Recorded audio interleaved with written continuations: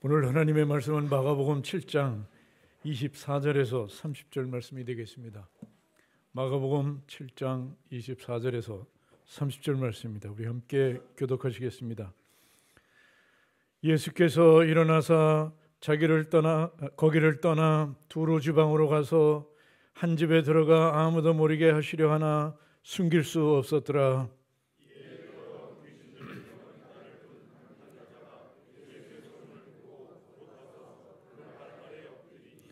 그 여자는 헬라인이요 스로보니게 족속이라 자기 딸에게서 귀신 쫓아내 주시기를 간구하거늘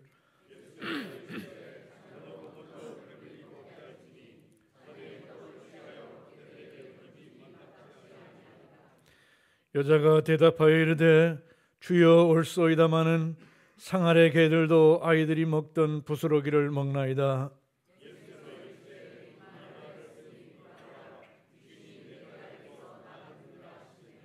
여자가 집에 들어가 본즉 아이가 침상에 누웠고 귀신이 나갔더라.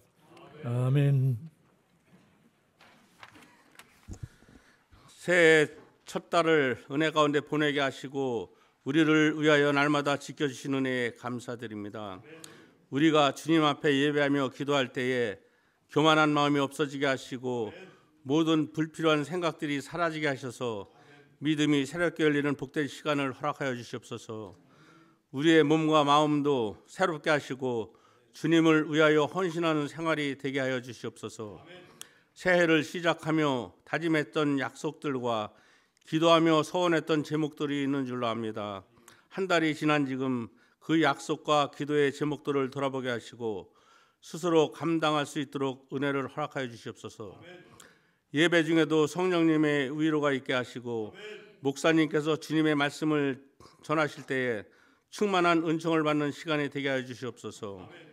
기간마다 세우신 주의 귀한 종들을 기억하시고 저들을 통하여 주의 교회가 반석 위에 튼튼히 세워지게 하시며 주의 나라가 날마다 확장되는 역사가 있게 해주시옵소서.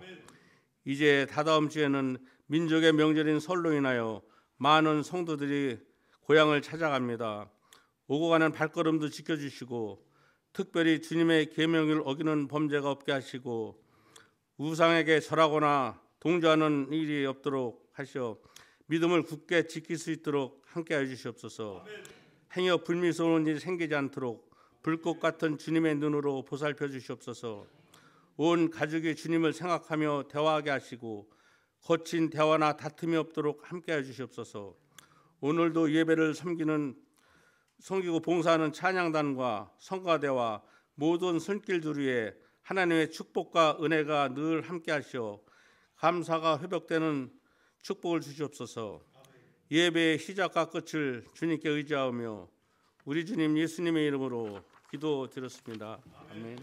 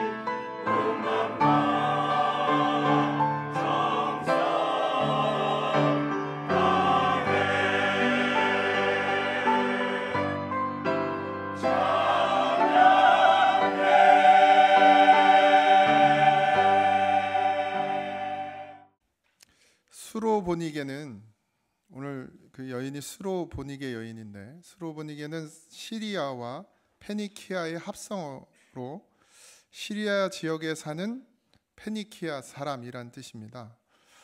이 지역이 상업과 무역이 왕성한 그런 도시인데 두로와 시돈을 끼고 있어서 부유한 지역이지만 헬라 문화에 젖어서 난잡한 성문화와 우상 숭배가 만연했던 곳으로 알려져 있습니다.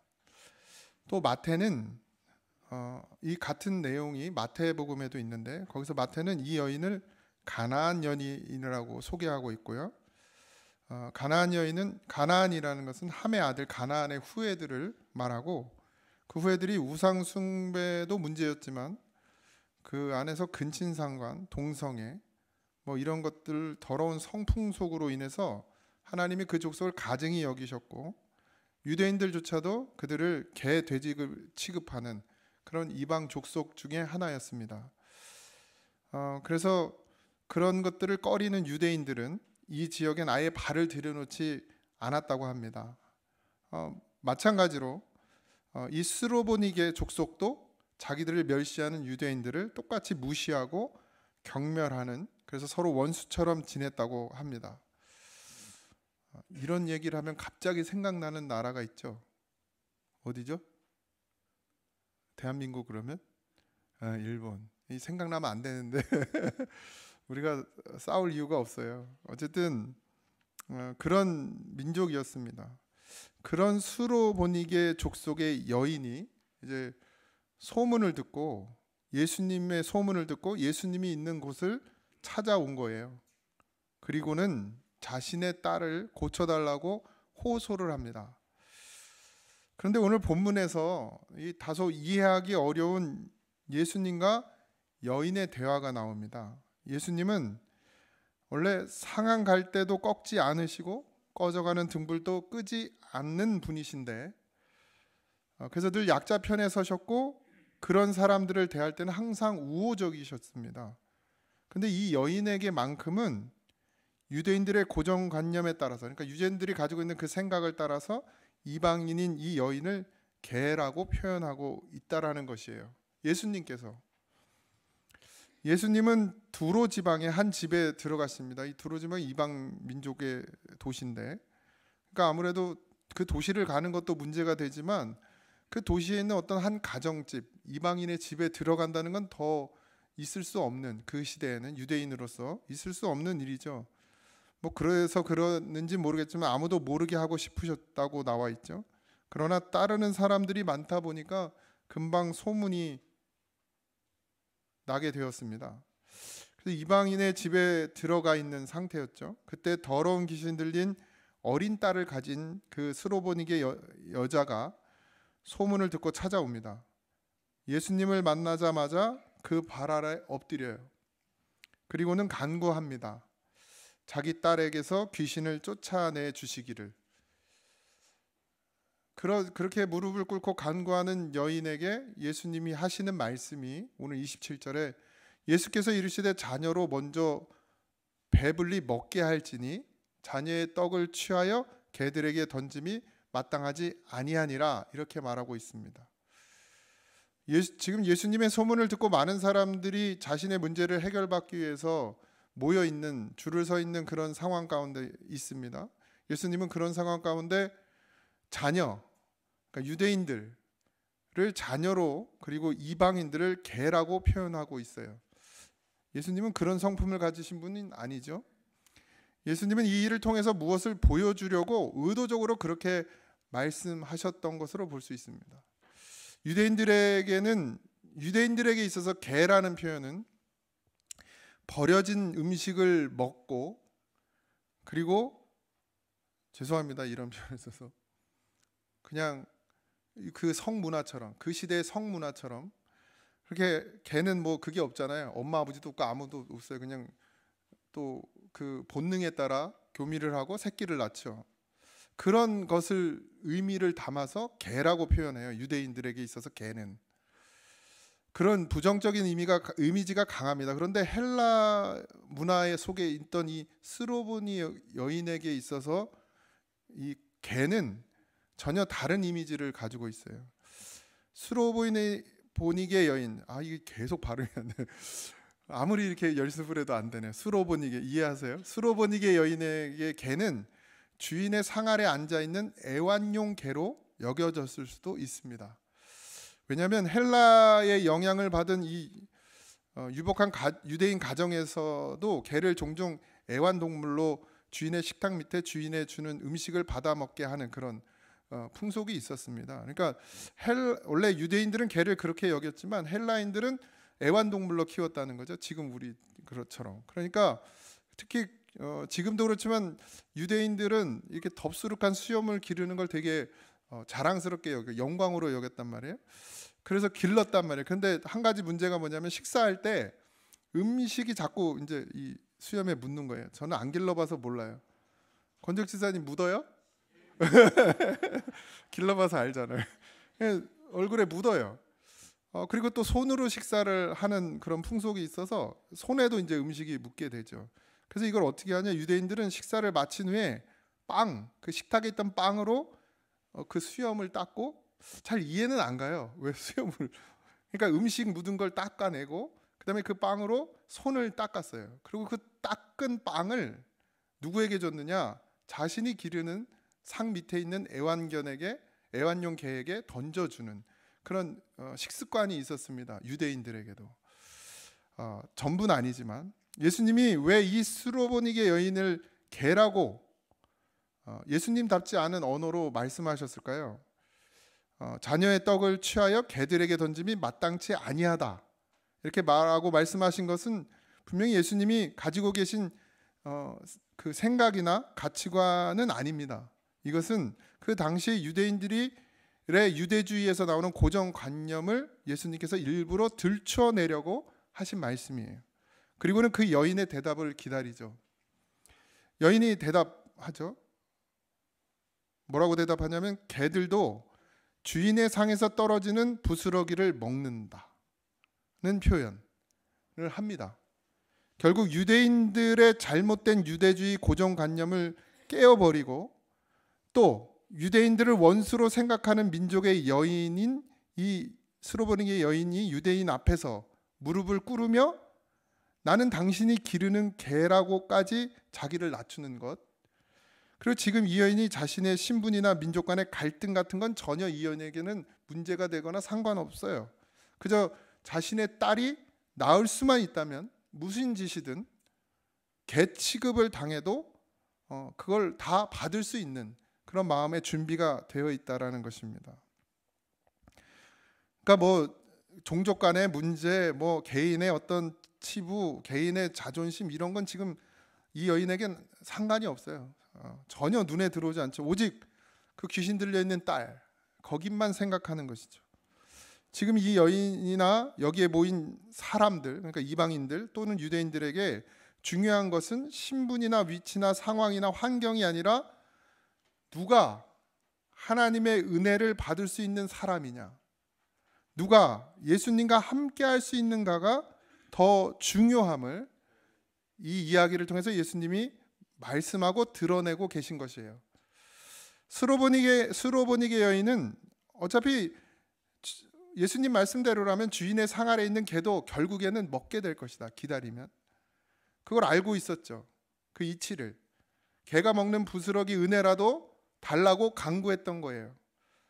여기에는 예수님의 권세의 부스러기만으로도 귀신 들린 자신의 딸을 고칠 수 있다는 믿음이 깔려 있었던 것입니다. 그러므로 예수님은 그 여인의 믿음에 감동하셨고 그로 인해서 그 딸을 고쳐주셨습니다. 여인의 이 고백은 분명 예수님을 감동시켰습니다. 여인의 고백을 들은 예수님께서는 오늘 우리의 본문엔 없지만 마태복음에 가면 같은 사건에서 내 믿음이 크도다, 이렇게까지 표현을 해주셨어요. 예수님은 여인의 믿음을 보시고 고쳐주신 것이 분명히 맞습니다. 분명해 보이죠? 근데 여기서 한 가지 우리가 좀 짚고 넘어가야 될 부분들이 있는데, 우리는 10명의 나병 환자 이야기를 알고 있습니다. 그들은 예수님을 만나게 됐고 자신들을 불쌍히 여겨달라고 소리 지르며 간구합니다. 예수님이 그들의 소리를 들으시고 뭐 구원받았다, 고침을 받았다 이런 말씀조차 안 하시고 가서 제사장들에게 너희 몸을 보이라 이렇게 말씀하시는 거예요. 그래서 가던 길에 10명이, 그러니까 가서도 아니고 가던 길에 10명 모두가 깨끗함을 받게 돼요. 그런데 10명 중 단 한 명만이 하나님께 영광을 돌리고 돌아와서 예수의 발 앞에 엎드리며 감사하더라는 거예요. 그럼 9명은 어디로 갔어요? 예수님의 말대로 제사장에게 갔죠. 제사장에 보이고 이제 가정으로 돌아갔을 것입니다. 이게 무슨 일이냐면 그 당시에는 나병 환자뿐만 아니라 전염병에 걸리면 격리를 시키는 거예요. 따로 격리되어서 살아요. 가족과 마을에서 떠나야 합니다. 그래서 그 병에 걸린 사람들끼리 살게 되어 있어요. 병이 나을 수도 있잖아요. 뭐 치료를 받든 뭐 자연적으로 낫든 그 병이 나으면 그걸 다시 제사장에게 가서 확인시키고, 그래서 제사장이 그래 너는 병이 나았어. 우리 많이 경험했잖아요. 3년 동안. 그죠? 격리 해제. 제사장이 격리 해제를 시켜주는 거예요. 그러면 이제 가족의 품으로 다시 돌아갈 수 있고 다시 일상으로의 삶으로 돌아갈 수 있게 되는 것이에요. 그러니까 결국 9명은 10명이 다 병이 났는데 1명을 제외하고 9명은 뭘 하고 싶은 거예요? 다시 빨리 이거 확인받고 내 삶으로 돌아가고 싶었던 거예요. 그래서 9명은 제사장이 나은 것을 보이고 일상의 삶으로 돌아간 것으로 보입니다. 하지만 한 사람, 이 성경에서는 이 사람을 사마리아인이라고 해요. 이게 또 이방인이기도 하고 또 유대인들하고는 완전 적대되는 관계에 있는 사마리아인이에요. 근데 그가 유대인인 예수님을 찾아온 거예요.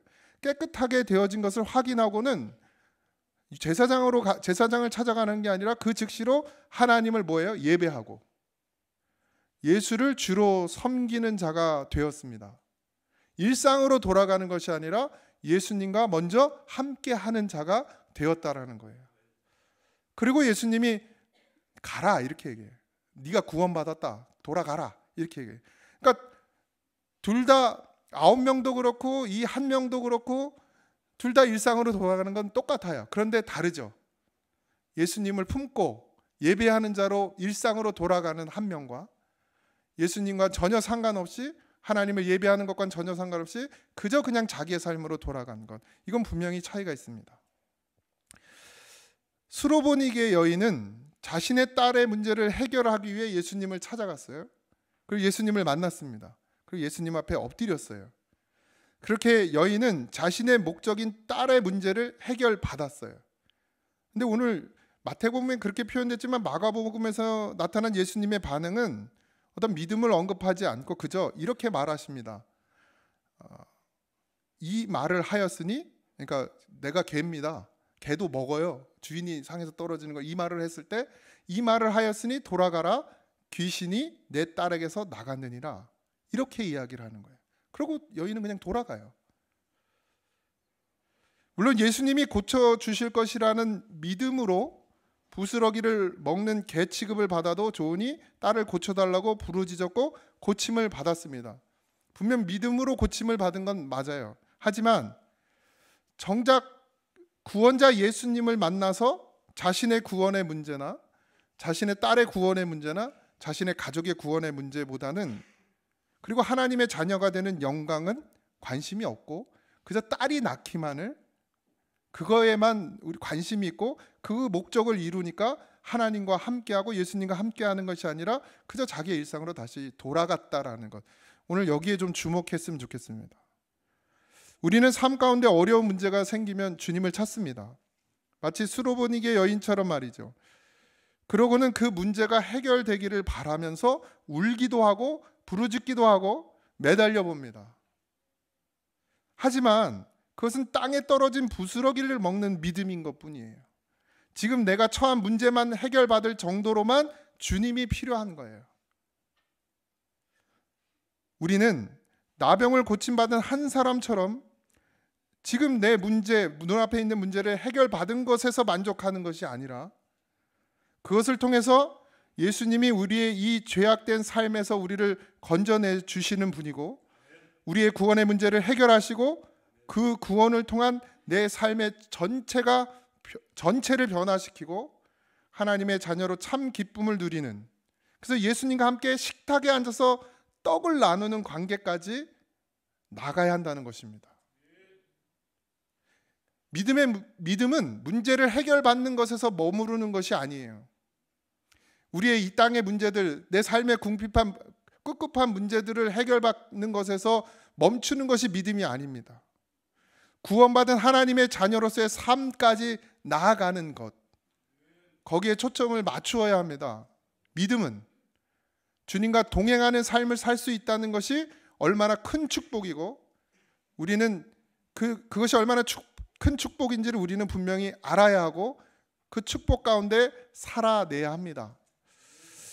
우리는 구원을 통해서 주님과 함께 식탁에 앉아 떡을 나누는 자녀가 되었어요. 근데 여전히 개처럼 그냥 떨어지는 부스러기만을 기다리는 그런 개의 모양을 하고 있는 신앙을 가진 사람도 있다는 것이죠. 같은 믿음 같지만 전혀 다른 믿음을 보여주고 있어요. 같이 주님과 함께 식탁에 앉아 떡을 나누는 삶, 여러분들은 그걸 갈망하고 그걸 바라보고 계십니까? 아니면 여전히 부스러기만을 기다리는 개처럼 당장 내 삶의 문제를 해결받는 것에만 급급한 그런 믿음으로 살아가고 있지는 않는가요? 고린도후서 6장 1절에서 2절에 보면 하나님의 은혜를 헛되이 받지 말라. 이르시되 내가 은혜 베풀 때에 너희에게 듣고 구원의 날에 너를 도왔다 하셨으니 보라 지금은 은혜 받을 만한 때요 보라 지금은 구원의 날이로다. 여러분, 그냥 고침을 받는 것, 해결받는 것으로 우리의 하나님의 은혜를 그것으로만 받지 마십시오. 반드시 어디까지요? 구원에 이르는, 구원은 삶입니다. 예수 믿고 천국 갑니다, 이게 아니라 우리의 삶이 하나님의 나라에서 사는 삶으로 변화되는 것이에요. 우리에게 하나님의 은혜는 무엇입니까? 여러분에게, 지금 여기 앉아있는 여러분들 각자에게 하나님의 은혜는 무엇입니까? 내가 생각하는 하나님의 은혜는 정말 무엇입니까? 나의 삶의 경제적인 문제가 해결되는 것, 우리 가정의 건강의 문제가 해결되는 것, 자녀의 학교, 진학의 문제가 해결되는 것, 이것이 여러분들에게 있어서 하나님의 은혜입니까? 하나님의 은혜는 우리를 구원하시고 자녀 삼아 주신 것입니다. 함께 떡을 나눌 수 있는 것, 그것을 우리에게 주셨어요. 그게 은혜죠. 이제는 옛사람 마귀의 자녀로서의 삶의 습관을 벗어버리고 이제 새 사람, 하나님의 자녀로서의 삶으로 변화되는 것입니다. 우리의 초점이 거기에 맞춰져 있습니까? 지금 여러분들의 초점은 거기에 맞춰져 있습니까? 내 생각, 내 방식으로 살아왔다면 이제는 성령의 인도하심을 따라, 말씀이 내게 살게 하심을 따라 구원을 이루어가는 삶을 살아야 할 줄 믿습니다.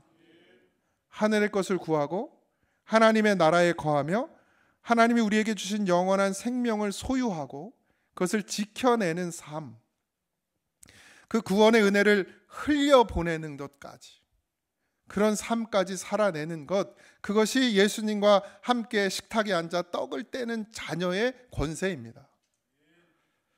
어떤 이유로든 예수님을 만났다면 여러분들이 각자의 문제 때문에, 경제적인 문제 때문에, 건강의 문제 때문에, 자녀의 문제 때문에 속 썩는 것들이 있어서 도무지 해결이 되지 않아서 어쨌든 무슨 이유에서든 여러분들이 지금 이곳에 와서 예수님을 만났다면 이제는 그 문제를 해결해 주는 예수님이 도구가 아니라 예수님이 여러분의 반석이 되어야 될 줄 믿습니다.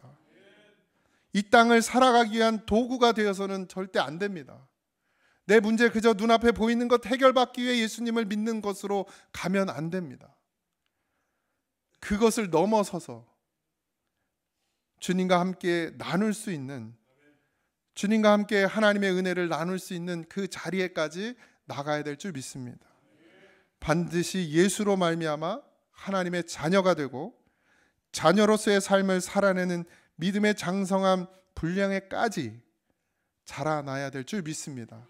이제 땅에 떨어진 부스러기를 먹는 개의 믿음이 아니라 예수님과 함께 한 식탁에 앉아서 주님이 주시는 떡을 먹는 그런 풍성한 하나님의 자녀가 되시기를 주님의 이름으로 축원드립니다. 하나님, 우리의 지금의 신앙이 그저 부스러기를 먹고 그것으로 만족하는 신앙이 되지 말게 하시고 반드시 하나님 앞으로 나아가고 예수의 이름을 부르며 아버지 하나님 구원에 이르는 자녀로서의 삶을 살아내게 하여 주옵소서.